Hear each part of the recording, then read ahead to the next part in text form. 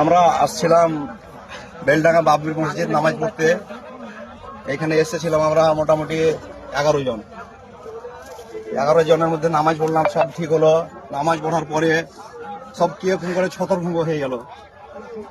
এবার আমাদেরকে এত ভোক লেগেছে যে এখান থেকে যাবো তো আর কেউ মানে এক গোছ হতে পারি না। এবার 8 জন এক গোছ যে আর 3 জনকে ঢুঁড়ি দেয় না, আমরা কি করবো এখানে? আমাদের ভোকে আমাদের পেট জ্বলি যাচ্ছে। কিন্তু খিদা লেগেছে, আমাদেরকে খেতে যেতে হবে। আমরা পাচ্ছি না গো, পেটে চুয়া খুঁজেছে। আমরা বাবরি মসজিদ আছি, 11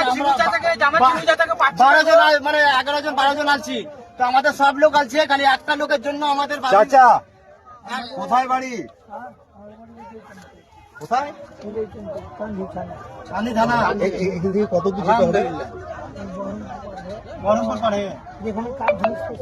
বহরমপুরের ওই সাইডে নামাজ পড়লেন? নাম পড়লেন আগে তো?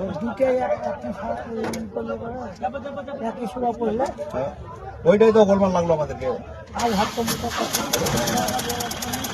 ঠিক আছে, আল্লাহ হাফেজ।